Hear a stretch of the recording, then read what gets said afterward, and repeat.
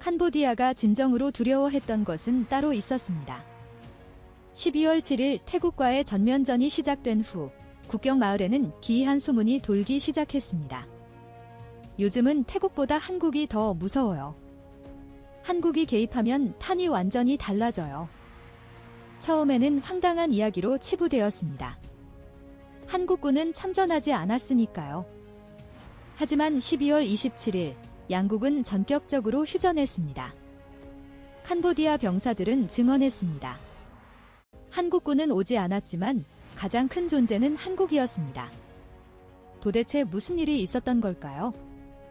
캄보디아 전역에 퍼진 한국 공포의 실체가 지금 공개됩니다. 한국 파이팅이라고 댓글을 남겨주세요. 구독과 좋아요로 대한민국의 밝은 미래를 응원해주세요. 귀가 먹먹했습니다. 폭발음이 멎은 뒤에도 귓속에서는 윙윙거리는 소리가 멈추지 않았습니다. 눈을 뜨자 아침 하늘이 보였습니다. 언제 쓰러진 건지 기억나지 않았습니다. 옆에서 누군가 비명을 질렀습니다. 저는 천천히 몸을 일으켜 주변을 둘러보았습니다. 우리 BM-21 다연장 로켓 진지가 흔적도 없이 사라져 있었습니다. 어젯밤까지 멀쩡했던 그곳에는 거대한 구덩이만 남아있었고 검은 연기가 피어오르며 파편들이 사방에 흩어져 있었습니다. 부상당한 동료들이 신음하며 옮겨지고 있었습니다. 저는 비틀거리며 그쪽으로 걸어갔습니다. 제 이름은 소티입니다. 캄보디아 왕립군 소속 하사관으로 올해 32살입니다. 국경수비대에서 근무한 지 벌써 10년째입니다. 태국과의 국경 분쟁은 늘 있어 왔고 크고 작은 충돌이 반복되었습니다. 하지만 이번은 달랐습니다. 바로 어제 12월 7일에 전면전이 선포되었으니까요. 솔직히 저는 자신감이 있었습니다. 우리에게는 중국에서 받은 VT-4 전차가 있었고 BM-21 다연장 로켓도 있었습니다. 태국이 강하다는 건 알았지만 우리도 만만치 않다고 생각했습니다. 올해만 잘 버티면 국제사회가 개입할 거라는 기대도 있었습니다. 어젯밤 동료들과 담배를 피우며 말했습니다. 이번엔 제대로 싸워보자고. 그런데 오늘 새벽 우리는 이렇게 허무하게 당했습니다. 레이더실에서 달려온 기술병이 숨을 헐떡이며 말했습니다. 레이더에 아무것도 안 잡혔습니다. 저는 이해할 수 없었습니다. 폭격이 있었는데 레이더에 잡히지 않았다니요. 전투기는 어디 있었냐고 물었습니다. 기술병은 고개를 저었습니다. 엄청 멀리 있었던 것 같습니다. 의무실로 부상병들이 실려왔습니다. 저도 따라갔습니다. 한 병사가 다리에 붕대를 감고 계속 중얼거리고 있었습니다. 저는 그 옆에 앉아 무슨 말을 하는지 들어보려 했습니다. 그가 떨리는 목소리로 말했습니다. 100km 밖에서 날아왔대요. 우리 진지를 정확히 맞췄다고요? 저는 되물었습니다. 100km요.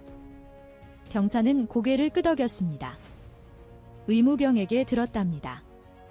오차가 3m도 안 됐다고 했습니다. 저는 믿을 수 없었습니다. 100km 거리에서 3m 오차로 폭격을 한다고요? 그게 가능한 일인가요? 다른 부상병이 끼어들었습니다. 한국산이래요. KGB라는 폭탄이라고 했습니다. GPS로 유도돼서 날아오는 거래요. 그 순간 저는 등골에 식은땀이 흘렀습니다. 한국산이요. 저는 한국에 대해 잘 몰랐습니다. 2017년에 우리가 한국에게 K-111이라는 군용 트럭을 무상으로 받았다는 이야기는 들었습니다.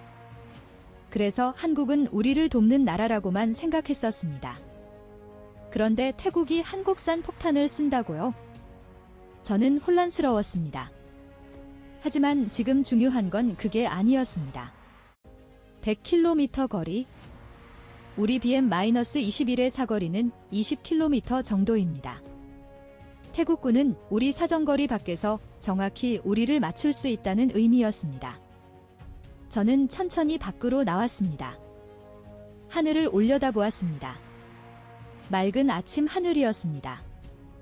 아무것도 보이지 않았고 전투기 소리도 들리지 않았습니다. 그저 평화로운 하늘이었습니다. 하지만 저는 알았습니다. 저 하늘 어딘가 아주 멀리서 누군가 우리를 보고 있다는 것을요. 그리고 원하면 언제든지 우리를 정확히 맞출 수 있다는 것을요. 동료가 다가왔습니다. 얼굴이 창백했습니다. 그가 조용히 말했습니다. 우리는 맞을 수만 있고 쏠 수는 없다고요. 저는 아무 말도 하지 못했습니다. 그 말이 맞았으니까요. 100km 밖에 있는 적을 우리가 어떻게 공격합니까? 우리 무기로는 닿지도 않는 거리인데요. 그날 처음 들었습니다. 한국산 무기라는 말을요. 그리고 그것이 시작이었습니다. 캄보디아 전역에 퍼질 소문이 시작이었죠. 12월 9일 아침 긴급회의가 소집되었습니다. 중대장님이 심각한 표정으로 전선 보고를 읽어 내려갔습니다. 저는 듣다가 귀를 의심했습니다. 우리 VT-4 전차 2대가 작전 중 포신이 폭발했다고요? 적과 교전도 하기 전에 말입니다. 중대장님은 계속 말했습니다.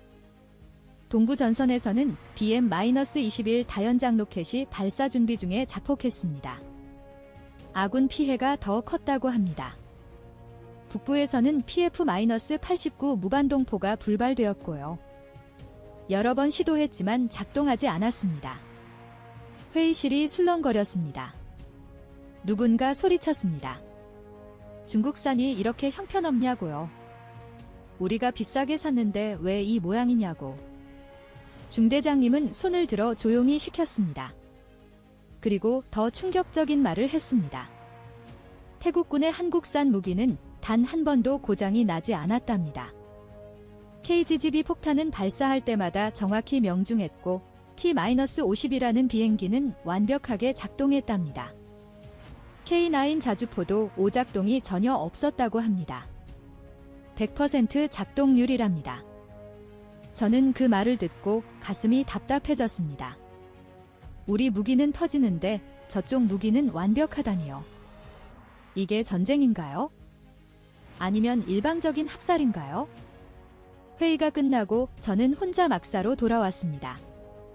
침대에 앉아 생각에 잠겼습니다. 오후에 정비반 기술병을 만났습니다. 그는 제 오랜 친구였습니다. 저는 그에게 물었습니다. 중국산 무기가 왜 이렇게 고장이 많으냐고. 그가 한숨을 쉬며 말했습니다. 원래 그렇대요.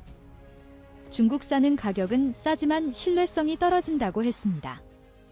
저는 되물었습니다. 그럼 왜 우리가 중국산을 샀냐고. 기술병이 대답했습니다. 싸니까요.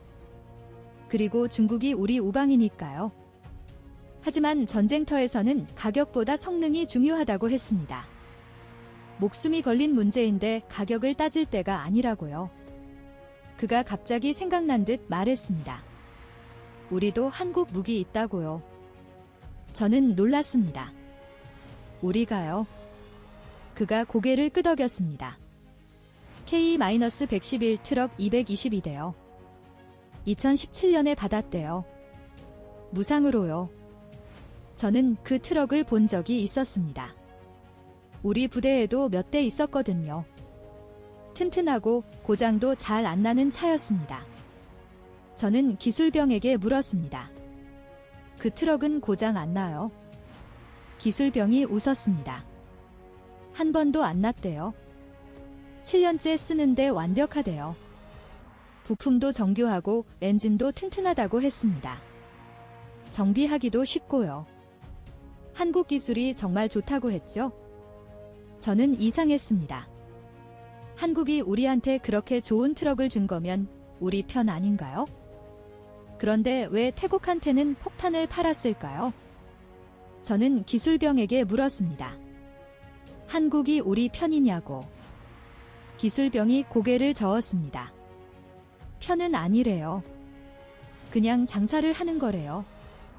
트럭은 공짜로 줬는데 무기는 돈 받고 판대요. 태국은 샀고 우린 안 샀다고 했습니다. 그게 다래요. 저는 씁쓸했습니다. 우리는 트럭만 받았고 태국은 폭탄을 샀구나. 그럼 한국은 중립인 건가요? 양쪽 다 도와주는 건가요? 기술병이 말했습니다. 도와주는 게 아니래요. 장사하는 거래요. 돈 주면 팔고 안 주면 안 파는 거래요. 저녁에 동료들과 밥을 먹었습니다. 다들 말이 없었습니다. 오늘 하루 동안 들은 소식들이 너무 충격적이었거든요. 한 선임이 조용히 말했습니다. 우리가 믿었던 게 무너지고 있다고요? 무슨 뜻이냐고 물었습니다. 선임이 대답했습니다. 우리는 중국이 우릴 도와줄 거라고 믿었다고요. 비싼 돈 주고 무기도 샀고요. 그런데 그 무기들이 전쟁터에서 터지고 있다고요. 반면에 한국사는 완벽하게 작동한다고 했습니다. 다른 동료가 끼어들었습니다. 그럼 한국이 더 믿을 만하다는 거냐고요? 선임이 고개를 저었습니다. 믿을 만한 게 아니라 준비가 됐다는 거래요. 한국은 자기가 만든 무기가 제대로 작동한다는 걸 아는 거고요. 우린 그걸 몰랐던 거래요. 저는 그날 밤 잠을 제대로 이루지 못했습니다. 계속 생각이 맴돌았습니다. 우리 무기는 터지는데 저쪽 무기는 완벽하다. 우리는 트럭을 받았는데 저쪽은 폭탄을 샀다. 한국은 양쪽 다 아는 나라인데 우린 한국을 잘 몰랐다.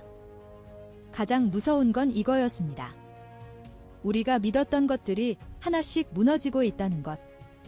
중국산 무기에 대한 믿음. 우리가 싸워볼 만하다는 자신감. 이 전쟁을 버틸 수 있다는 희망. 전부 이틀 만에 흔들렸습니다. 그리고 새로운 이름이 계속 들렸습니다. 한국. 우리가 잘 모르는 나라. 트럭은 좋지만 폭탄은 안 판 나라. 태국한테는 완벽한 무기를 판 나라. 그 이름이 자꾸만 귓가에 맴돌았습니다. 12월 11일 오전. 우리 부대는 이동 명령을 받았습니다. 새로운 진지로 옮겨가라는 것이었습니다. 중대장님이 강조했습니다. 최대한 조용히 빠르게 움직이라고. 적에게 들키면 안 된다고. 우리는 새벽같이 출발했습니다. 장비를 챙기고 트럭에 올랐습니다. 다들 말이 없었습니다. 긴장한 표정들이었죠. 저도 마찬가지였습니다. 며칠간 겪은 일들 때문에 불안했거든요. 출발한 지 10분쯤 지났을까요? 갑자기 하늘에서 휘파람 소리가 들렸습니다. 저는 그 소리를 알았습니다. 포탄이 날아오는 소리였죠. 저는 소리쳤습니다. 엎드려. 모두 트럭에서 뛰어내렸습니다. 폭발이 시작되었습니다. 우리가 지나온 길 위에 연달아 떨어졌습니다. 거대한 먼지가 치솟았고 파편이 사방으로 튀었습니다.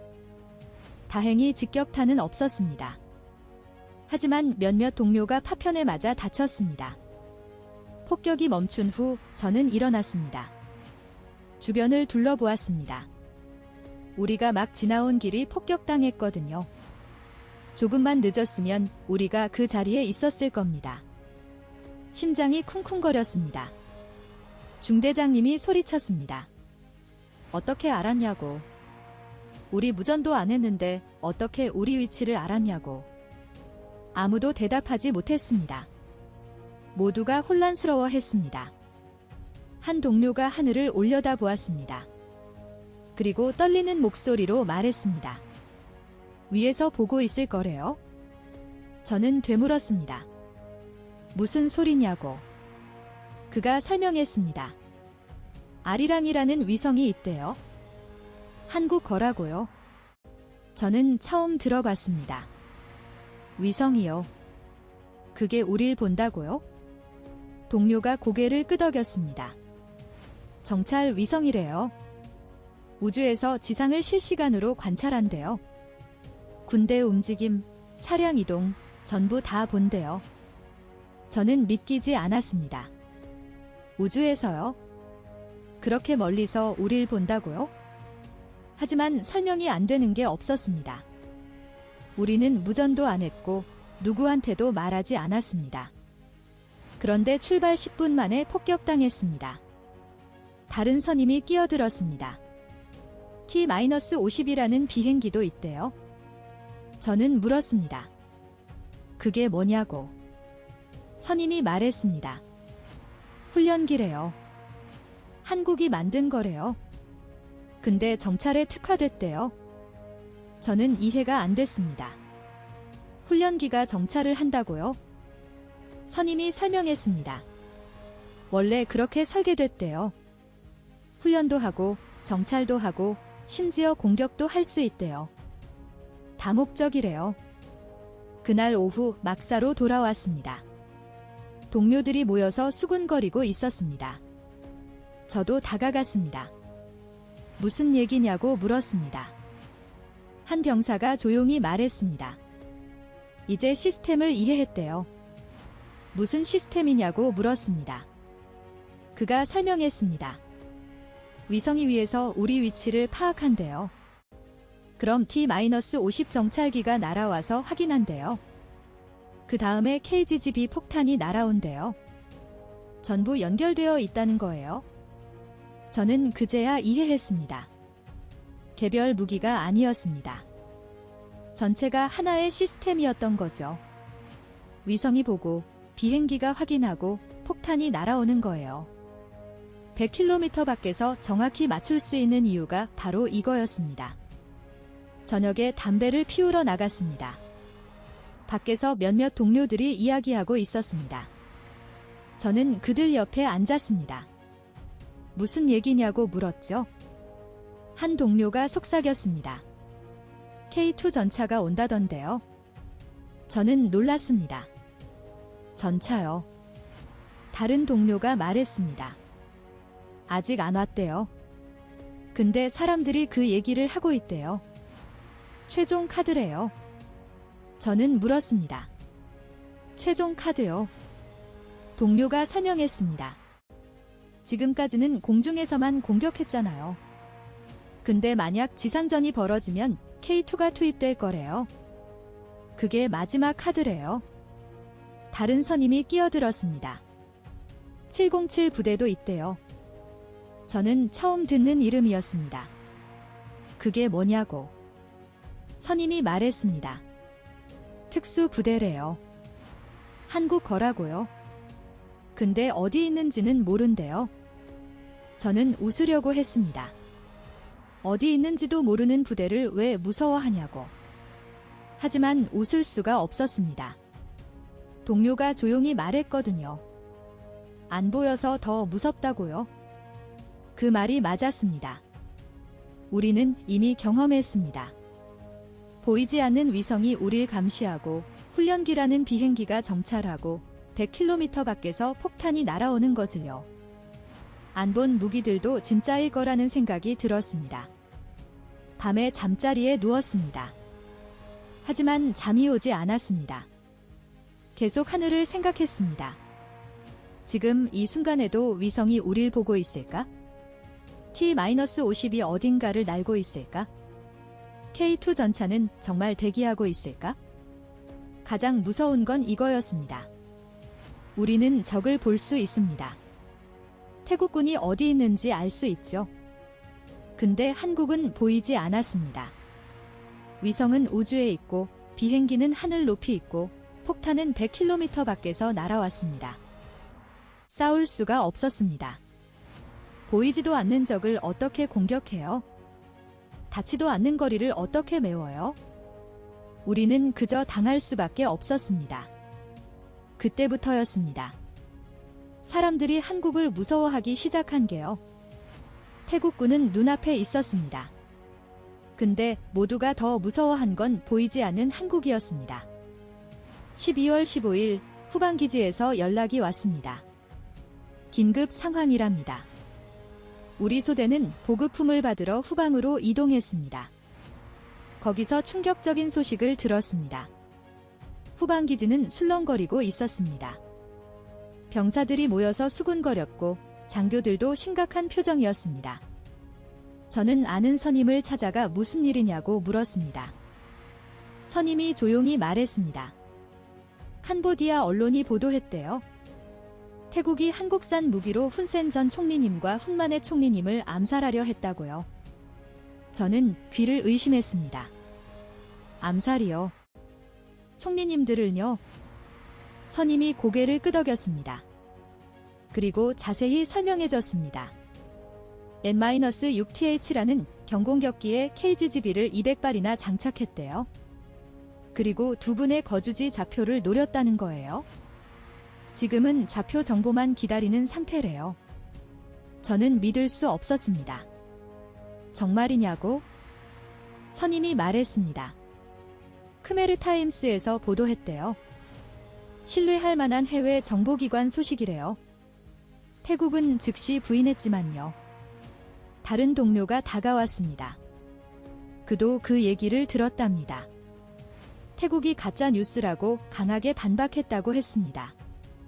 마리사응이 한국 외교부 장관이 직접 나서서 그런 계획은 한 번도 없었다고 말했다고 해요. 저는 혼란스러웠습니다. 그럼 거짓말인가요? 동료가 말했습니다. 태국은 거짓말이라고 하는데 우리 언론은 사실이라고 하고요. 누구 말이 맞는지 모르겠대요. 점심 먹으면서 병사들이 모였습니다. 모두가 그 얘기만 했습니다. 한 병사가 말했습니다. 진짜든 가짜든 기술적으로는 가능하다고요. 저는 물었습니다. 무슨 뜻이냐고. 그가 설명했습니다. KGGB가 얼마나 정밀한지 우리가 다 봤잖아요. 3m 오차로 맞춘대요. 그 정도면 건물 하나를 정확히 노릴 수 있다고요. 심지어 거주지 좌표만 있으면 방 하나도 정확히 맞출 수 있을 거래요. 다른 병사가 끼어들었습니다. N-6TH는 뭐냐고요? 누군가 대답했습니다. 미국산 경공격기래요. 태국이 가지고 있대요. 거기에 한국산 KGGB를 장착할 수 있다는 거예요. 저는 등골이 오싹했습니다. 그럼 정말로 가능하다는 거잖아요. 한 선임이 조용히 말했습니다. 200발이나 준비했다는 게 더 무섭다고요. 한두 발도 아니고 200발이면 확실히 죽이겠다는 거 아니냐고요. 오후에 정보장교가 우리를 모았습니다. 공식 입장을 전달한답니다. 우리 정부는 태국의 암살 시도 의혹을 심각하게 보고 있대요. 하지만 확인된 건 아니라고 했습니다. 소문에 흔들리지 말라고 했죠. 하지만 병사들은 이미 흔들리고 있었습니다. 막사로 돌아오는 길에 동료들이 속삭였습니다. 전쟁터에서 우리는 그냥 숫자잖아요. 병사 몇 명 죽는 건 그냥 통계예요. 근데 총리님들은 다르잖아요. 국가 지도자들이에요. 한 동료가 떨며 말했습니다. 한국 무기는 사람도 골라서 죽일 수 있다는 거예요. 우리 진지를 3m 오차로 맞추는데 사람 한 명 못 맞출까요? 정확한 좌표만 있으면 누구든 죽일 수 있다는 거잖아요. 저녁에 담배를 피우러 나갔습니다. 밖에 몇몇이 모여 있었습니다. 저도 그들 곁에 앉았습니다. 분위기가 무거웠습니다.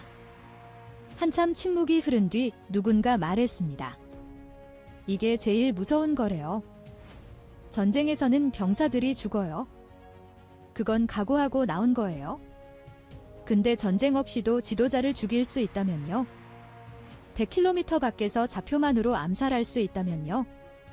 그럼 전쟁의 의미가 뭐냐는 거예요? 다른 동료가 맞장구 쳤습니다. 맞아요. 우리가 아무리 용감하게 싸워도 소용없는 거잖아요. 총리님들이 위험하시면 나라가 흔들리는 거예요. 한국 무기는 그걸 노릴 수 있다는 거고요. 선임 하나가 조용히 말했습니다. 그래서 더 무서운 거래요. 우리는 전선에서 싸우잖아요. 총알이 날아오는 것도 보이고 폭탄이 떨어지는 것도 보여요. 근데 한국 무기는 달라요. 100km 밖에서 날아와요. 위성으로 감시하고요. 좌표만으로 사람을 죽일 수 있어요. 저는 그날 밤 프놈펜에 계신 가족을 생각했습니다. 총리님들도 프놈펜에 계시죠? 만약 정말로 암살 시도가 있었다면요? 만약 좌표가 노출됐다면요? 프놈펜도 안전하지 않다는 거잖아요. 다음 날 아침, 소문은 더 퍼져 있었습니다. 어떤 병사는 이미 공격이 있었다고 했습니다. 프레아 비헤아르 사원 근처에서 무기를 시험했답니다. 다른 병사는 태국이 4대의 N-6TH를 한국에서 수리받고 돌려받았대요. 지금 준비가 다 됐다는 거예요. 진짜인지 거짓인지 아무도 몰랐습니다. 태국은 계속 부인했고 우리 정부도 확인되지 않았다고 했습니다. 하지만 병사들은 믿었습니다. 우리가 직접 경험했거든요. 한국 무기가 얼마나 정밀한지요. 점심때 한 동료가 말했습니다. 이제 전쟁이 달라졌대요. 예전에는 군인들이 싸웠어요. 근데 이제는 지도자도 위험하대요. 한국 무기 때문에요. 총리님들도 표적이 될 수 있다는 거예요. 그날 오후 전선으로 돌아가면서 저는 생각했습니다. 암살 시도 소문이 진짜든 가짜든 상관없었습니다. 중요한 건 모두가 그게 가능하다고 믿는다는 것이었죠. 한국 무기는 그만큼 정밀하고 그만큼 무섭고 그만큼 차원이 다르다고 믿는 거예요.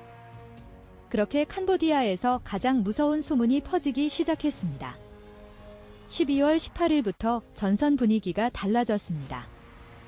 병사들 사이에서 여러 가지 이야기가 돌았습니다. 처음에는 그냥 소문이라고 생각했습니다. 전쟁터에서는 늘 그런 게 있잖아요. 과장되고 부풀려진 이야기들이요. 한 병사가 말했습니다. K2 전차가 온다고요? 국경 근처에 이미 배치됐대요. 아직 투입은 안 됐지만 대기 중이래요. 저는 물었습니다. 어떻게 아냐고. 그가 말했습니다. 정보반에서 들었대요. 태국이 최종 카드로 준비해뒀다고요. 다른 동료가 끼어들었습니다. 707 특수부대도 있대요. 어디 있는지는 모르지만 이미 투입됐을 거래요. 그들은 보이지 않게 움직인대요. 어디선가 우릴 감시하고 있을 거래요. 또 다른 병사가 말했습니다. 한국이 만든 호위함이 바다에 있대요. 태국 해군이 운영하고 있대요. 우리 보급선을 차단하고 있다는 거예요. 바다로 도망갈 수도 없대요. 저는 처음엔 웃으려고 했습니다. 너무 과장된 것 같았거든요. K2 전차는 본 사람이 없어요. 707 부대도 어디 있는지 몰라요. 호위함도 확인된 게 없고요. 그냥 공포심리가 만들어낸 소문 아닐까요? 저는 동료들에게 말했습니다. 너무 겁먹지 말라고요. 안 본 걸 어떻게 믿냐고요. 증거도 없는데 소문만 믿으면 안 된다고. 동료들이 저를 바라봤습니다. 아무 말도 하지 않았습니다. 그날 저녁 막사에 돌아왔습니다. 혼자 앉아 생각했습니다. 정말 과장된 소문일까? 저는 지난 며칠을 떠올렸습니다. 100km 밖에서 날아온 KGB를 경험했습니다. 3m 오차로 우리 진지를 정확히 맞췄죠. 그건 소문이 아니었습니다. 제가 직접 겪었습니다. 부상병들을 봤고요. 폭격당한 진지를 봤습니다. 위성 감시도 경험했습니다. 무전도 안 했는데 이동 10분 만에 폭격당했죠. 아리랑 위성이 위에서 봤을 겁니다. 그것도 소문이 아니었습니다. 실제로 당했거든요. 중국산 무기가 고장 나는 것도 봤습니다. VT-4 전차 포신이 터지고 BM-21이 자폭했습니다. 반면에 태국의 한국산 무기는 단 한 번도 고장 나지 않았답니다. 그것도 사실이었습니다. 보고서에 다 나와 있었죠. 저는 천천히 깨달았습니다. 제가 직접 경험한 것만 해도 이 정도예요. 100km 정밀 타격, 위성 감시, 무고장 작동, 다목적 설계. 전부 처음엔 믿기 어려운 이야기였어요. 하지만 전부 사실이었죠. 그럼 안 본 무기들은요?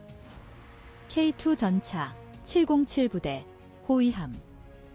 이것들도 진짜가 아닐까요? 제가 경험한 게 이 정도인데 안 본 것도 있을 거예요. 아니, 분명히 있을 겁니다. 12월 19일 아침 선임을 만났습니다. 저는 어제 생각한 걸 말했습니다. 소문이 아닐 수도 있다고요. 우리가 경험한 것들이 전부 사실이었다고요? 그럼 안 본 무기들도 진짜일 거라고요? 선임이 고개를 끄덕였습니다. 그렇게 생각하는 사람이 많대요. 한국은 보여주지 않는 걸 더 많이 가지고 있을 거래요. KGB는 우리가 봤으니까 아는 거고요. 안 본 무기들은 더 무서울 수도 있대요. 점심때 다른 부대 병사들을 만났습니다. 그들도 비슷한 얘기를 하고 있었습니다. 동부 전선에서는 한국산 K9 자주포 얘기가 돌았답니다. 서부에서는 천공이라는 방공 미사일 얘기가 나왔고요. 북부에서는 혜성이라는 미사일 이야기가 있었답니다. 저는 물었습니다. 그것들을 봤냐고. 아무도 본 사람이 없었습니다. 하지만 모두가 있을 거라고 믿었습니다. 한 병사가 말했습니다. 한국은 보여주는 것보다 숨긴 게 더 많을 거래요.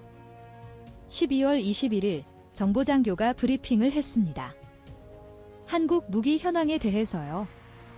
태국이 보유한 한국산 무기 목록을 보여줬습니다. T-50TH 훈련기 14대, KGB 28발, K9 자주포 몇 문, 그리고 호위함 한 척이요. 병사들이 술렁거렸습니다. 호위함이 진짜 있었대요. 그럼 K9도 있고 천공도 있을 수 있다는 거잖아요. 정보장교가 말했습니다. 확인된 것만 이 정도래요. 확인 안 된 게 더 많을 수 있대요. 저는 그날 밤 동료들과 이야기했습니다.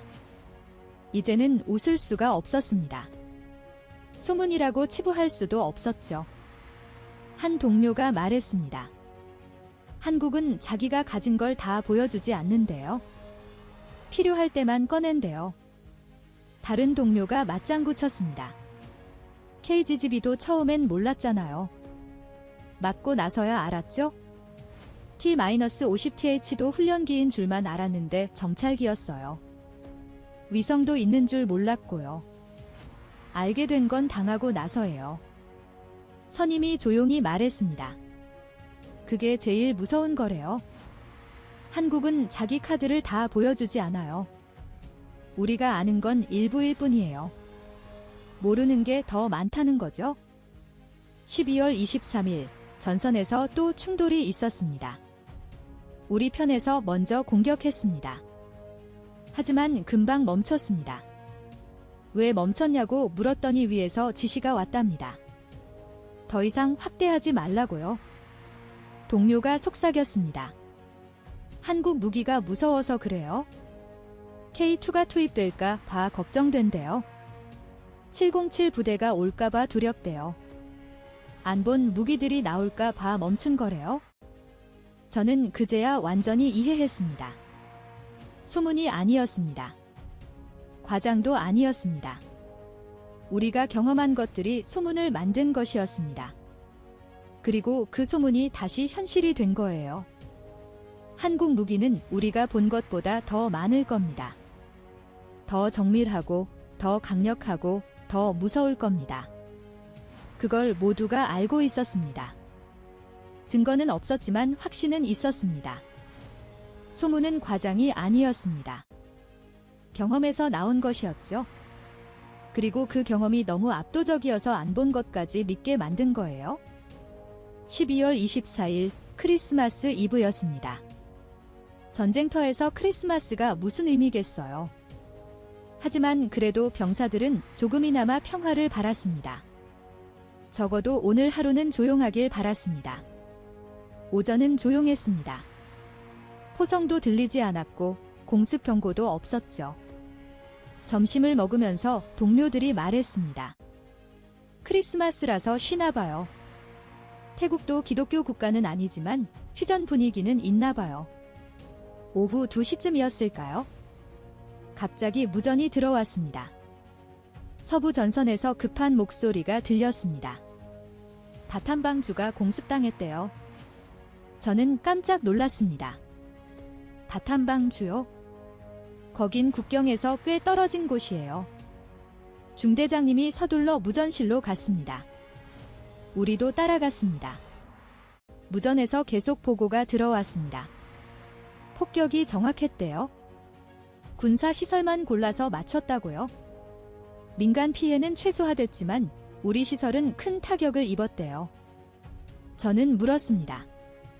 어떤 비행기였냐고. 무전 담당이 대답했습니다. T-50 태치예요. 골든 이글이라고도 부른대요. 저는 그 이름을 들어본 적이 있었습니다. 한국이 만든 훈련기잖아요. 저는 되물었습니다. 훈련기요? 훈련기로 폭격을 했다고요? 중대장님도 고개를 갸웃했습니다. 뭔가 이상하다는 표정이었죠. 정보장교를 불렀습니다. 정보장교가 파일을 뒤적였습니다. T-50TH에 대한 자료를 찾더니 설명했습니다. 한국이 개발한 초음속 고등훈련기래요. 원래는 조종사들을 훈련시키는 비행기래요. 하지만 처음부터 다목적으로 설계됐대요. 무슨 뜻이냐고 물었습니다. 정보장교가 계속 설명했습니다. 훈련도 하고 정찰도 하고 경공격도 할 수 있대요. 폭탄도 탑재할 수 있고요. 미사일도 달 수 있대요. 전투기는 아니지만 실전에서 충분히 쓸 수 있는 성능이래요. 저는 충격을 받았습니다. 훈련기라고 들었는데 실제로는 폭격도 할 수 있다고요? 동료 하나가 물었습니다. 그럼 왜 훈련기라고 부르냐고요? 정보장교가 대답했습니다. 훈련이 주목적이긴 한데 전투 능력도 있는 거래요. 다른 동료가 끼어들었습니다.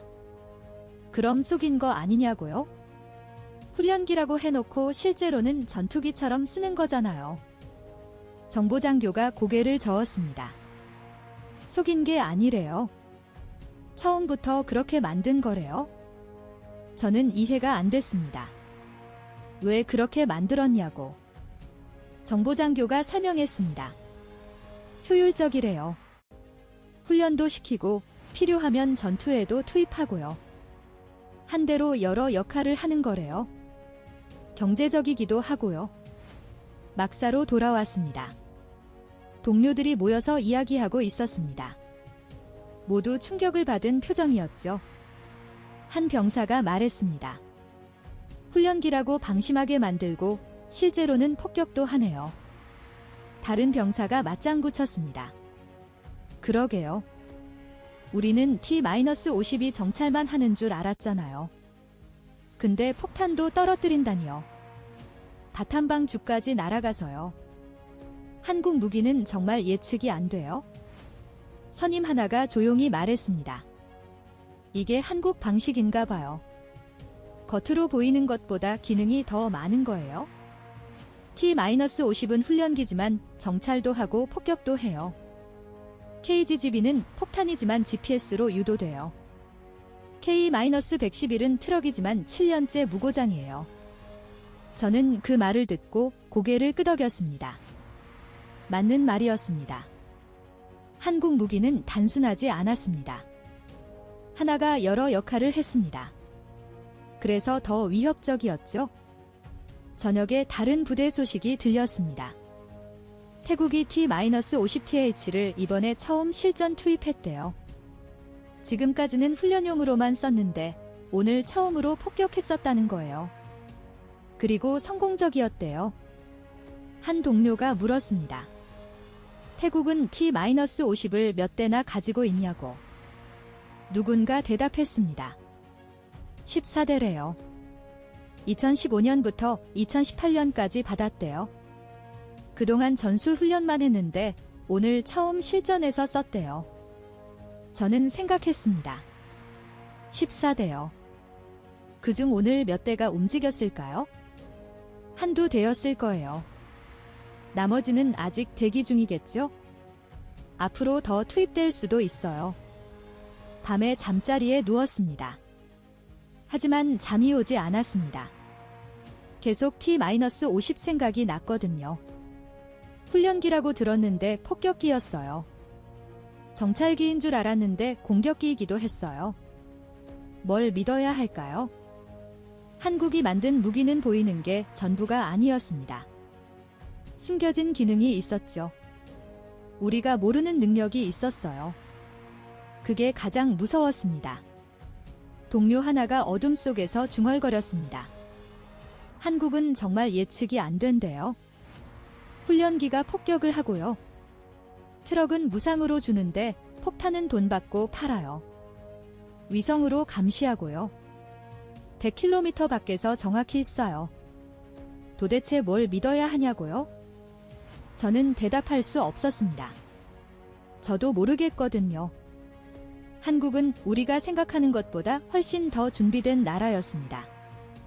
우리가 아는 것보다 더 많은 걸 가지고 있었죠. 보여주는 것보다 숨긴 게 더 많았어요. 12월 25일 새벽, 크리스마스 아침이 밝았습니다. 하지만 평화롭지 않았습니다. 어제 T-50TH 공습 소식이 전 전선에 퍼졌거든요. 병사들은 더 긴장했고 더 두려워했습니다. 한국은 우리가 생각했던 것보다 훨씬 더 준비된 나라였습니다. 그리고 우리는 그걸 계속 뒤늦게 알아가고 있었어요. 12월 27일 정오 휴전이 발표됐습니다. 무전으로 들려왔습니다.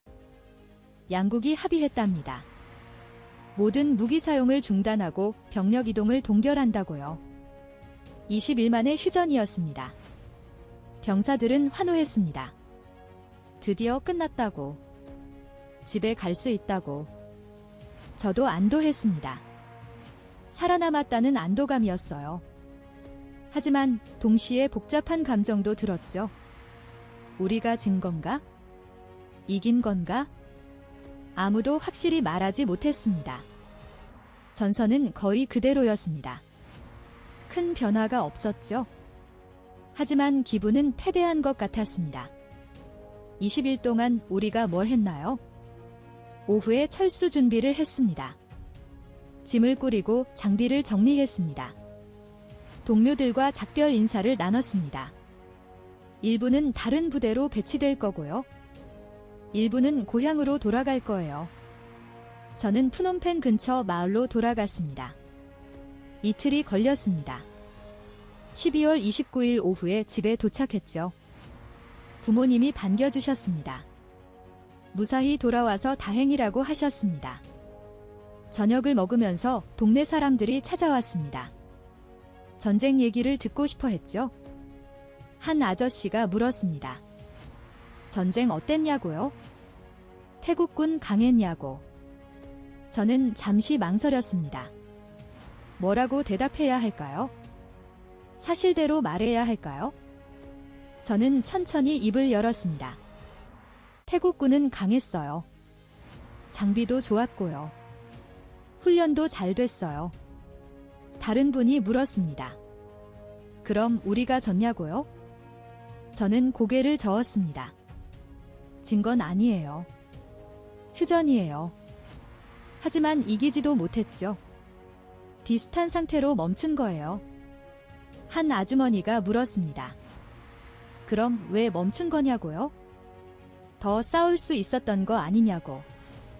저는 대답했습니다. 더 싸우면 피해가 너무 클 거예요. 양쪽 다 지쳤고요. 젊은 남자가 끼어들었습니다. 태국이 제일 무서웠냐고. 저는 잠시 생각했습니다. 그리고 솔직하게 말했죠. 아니요. 사람들이 더 무서워한 건 한국이었어요. 분위기가 조용해졌습니다.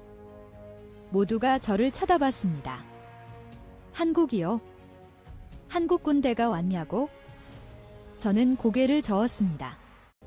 안 왔어요. 근데 다들 한국을 더 무서워했어요.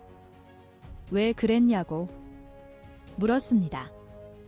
저는 설명했습니다. 한국 무기 때문이에요. 태국이 한국산 무기를 썼거든요. KGB라는 폭탄이요. 100km 밖에서 날아와요. 3m 오차로 정확히 맞춰요.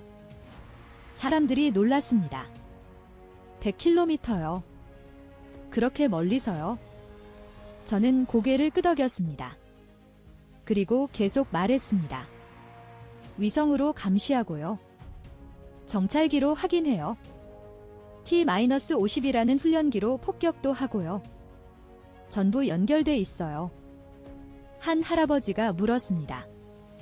한국이 적이냐고요? 저는 대답했어요. 적은 아니에요. 한국은 2017년에 우리한테 트럭을 줬어요. K-111이요. 222대나요. 무상으로요. 그럼 친구네요? 저는 고개를 저었습니다. 친구도 아니에요. 한국은 태국한테 폭탄을 팔았거든요. 돈 받고요. 우리는 트럭을 공짜로 받았는데 태국은 폭탄을 샀어요. 사람들이 혼란스러워 했습니다. 그럼 한국은 뭐냐고요? 저는 생각하다가 대답했습니다. 장사꾼이에요. 양쪽 다 상대하는 거예요. 근데 무기가 워낙 좋아서요. 그래서 무서운 거예요. 밤에 방에 누워서 휴대폰을 봤습니다. 뉴스를 검색했습니다. 그리고 하나를 발견했죠. 12월 28일 서울에서 시위가 있었답니다. 제한 캄보디아인들이 모였대요. 70명에서 80명 정도래요. 전쟁기념관 앞에서요. 손에 배너를 들고 있었습니다. 한국이 판매한 무기가 캄보디아를 침략하는 데 쓰였다. 기사를 더 읽었습니다. 그들은 항의했대요. 한국이 태국에 T-50TH를 팔았다고요. KGB도 팔았고요. 그걸로 캄보디아를 폭격했다고 했어요. 민간인도 다쳤다고 주장했죠. 한 시위 참가자가 말했대요. 한국 정부와 국회가 태국을 규탄해야 한다고요. 훈련용을 공격용으로 오남용했다고요. 캄보디아는 평화를 원한다고요. 저는 복잡한 심정이었습니다. 그들의 분노는 이해합니다. 한국 무기가 우리를 공격했으니까요. 하지만 한국이 잘못한 건가요? 한국은 장사를 한 거잖아요. 태국이 돈 주고 산 거고요. 2017년에 한국은 우리한테 트럭을 줬어요. 도와주려고 준 거겠죠? 하지만 태국한테는 더 강한 무기를 팔았어요. 돈을 받고요. 이게 나쁜 건가요? 아니면 그냥 사업인 건가요?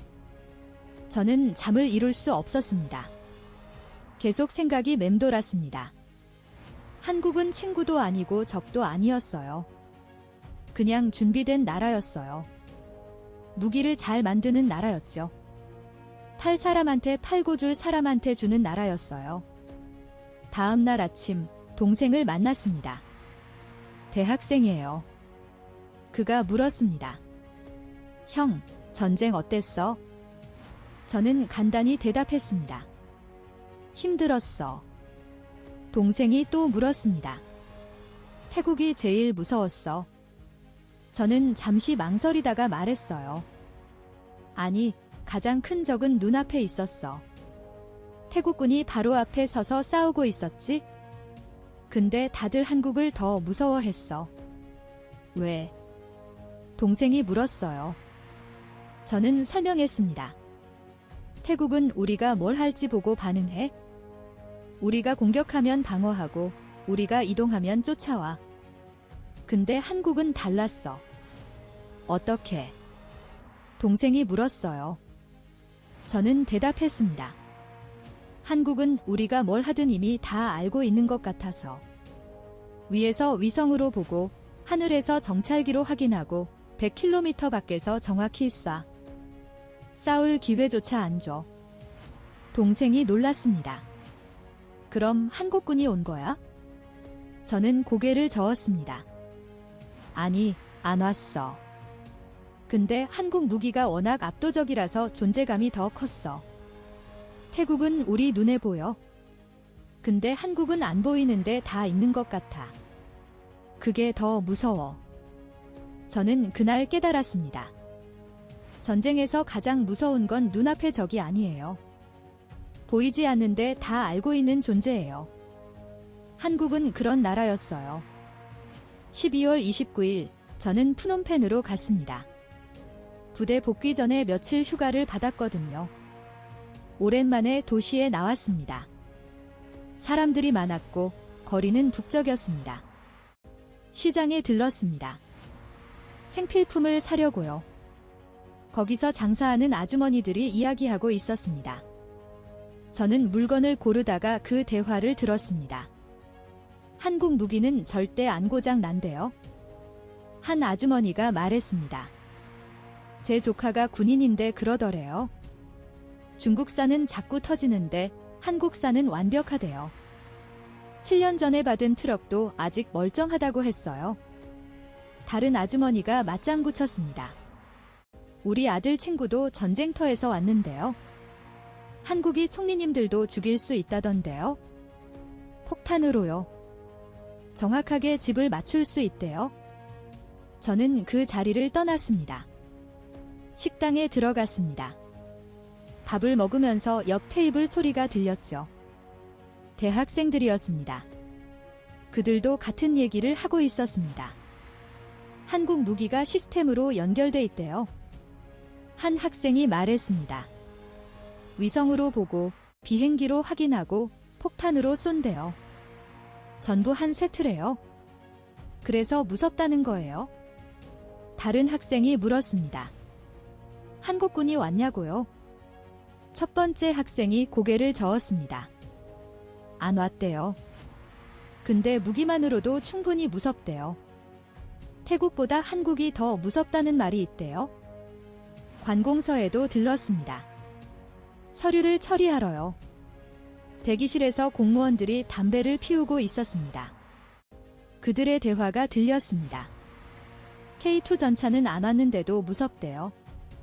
한 공무원이 말했습니다. 최종 카드래요. 지금까지 안 쓴 거지 있기는 있대요. 707 부대도 그렇고요. 안 보여서 더 무섭다는 거예요. 저는 놀랐습니다. 어디를 가도 같은 이야기였습니다. 시장에서도, 식당에서도, 관공서에서도요. 프놈펜 전체가 한국 얘기를 하고 있었습니다. 저녁에 집으로 돌아왔습니다. 동네 카페에 들렀습니다. 거기서도 사람들이 모여 있었죠.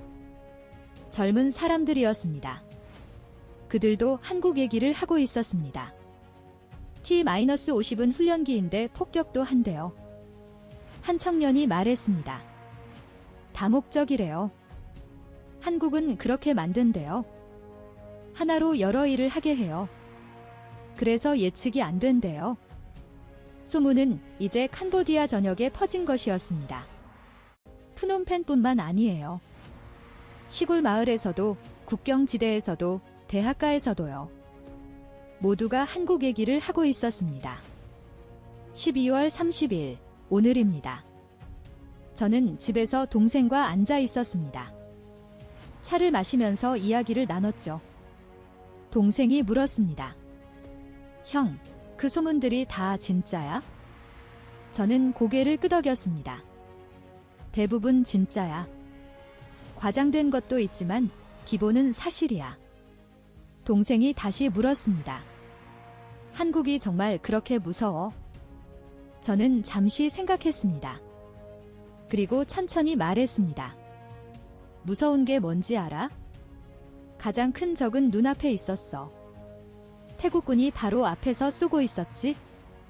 근데 다들 한국을 더 무서워했어. 동생이 이해가 안 된다는 표정이었어요. 저는 설명했습니다. 태국은 우리가 뭘 할지 보고 반응해? 우리가 공격하면 방어하고 우리가 이동하면 쫓아와. 그런데 한국은 달랐어. 어떻게? 동생이 물었어요. 저는 대답했습니다. 한국은 우리가 뭘 하든 이미 다 알고 있는 것 같아서. 위에서 위성으로 보고 하늘에서 정찰기로 확인하고 100km 밖에서 정확히 쏴. 싸울 기회조차 안 줘. 동생이 물었습니다. 한국군이 온 거야? 저는 고개를 저었습니다. 아니, 안 왔어. 근데 한국 무기가 워낙 압도적이라서 존재감이 더 컸어. 태국은 우리 눈에 보여. 근데 한국은 안 보이는데 다 있는 것 같아. 동생이 고개를 갸웃했습니다. 그럼 한국은 나쁜 나라야? 저는 고개를 저었습니다. 나쁘다기보다는 준비된 나라지. 우리한테 트럭도 줬어. K-111이라고. 222대나 무상으로. 근데 태국한테는 폭탄을 팔았어. 돈 받고. 장사를 하는 거네요. 동생이 말했어요. 저는 고개를 끄덕였습니다. 맞아. 장사를 하는 건데 그 무기가 워낙 차원이 달라서 소문이 퍼진 거야. 중국산은 터지는데 한국산은 완벽하고 한국은 총리도 골라서 죽일 수 있고 한국 무기는 시스템으로 연결되어 있고. 동생이 조용히 물었습니다. 그럼 요즘 캄보디아에서 제일 무서운 나라는 어디야? 저는 창밖을 바라봤습니다. 그리고 대답했습니다. 태국도 아니고 중국도 아니야. 한국이야. 안 보이는데 다 있는 것 같거든? 가장 큰 소리는 안 내는데 가장 많은 선택지를 지웠어. 전선에는 없었는데 전쟁 안에는 있었어. 동생이 이해한다는 듯 고개를 끄덕였습니다. 저는 계속 말했습니다. 소문은 과장이 아니야. 우리가 직접 경험한 거거든. 100km 정밀 타격, 위성 감시, 무고장 작동, 다목적 설계, 전부 사실이야. 그래서 안 본 것까지 믿게 됐어. K2 전차, 707 부대, 해군 호위함. 다 있을 거야. 한국은 보여주는 것보다 더 많은 걸 가지고 있을 거거든. 저는 차를 한 모금 마셨습니다. 그리고 마지막으로 말했어요. 한국이 개입하면 달라져. 전쟁이 아니라 관리야? 이기는 게 아니라 멈추게 하는 거지? 그게 제일 무서운 거야. 밖에서 사람들이 지나갔습니다. 그들도 한국 얘기를 하고 있었습니다. 소문은 이제 멈출 수 없었습니다. 캄보디아 전역에 퍼졌거든요. 그렇게 캄보디아의 한국에 대한 무서운 소문이 퍼졌습니다.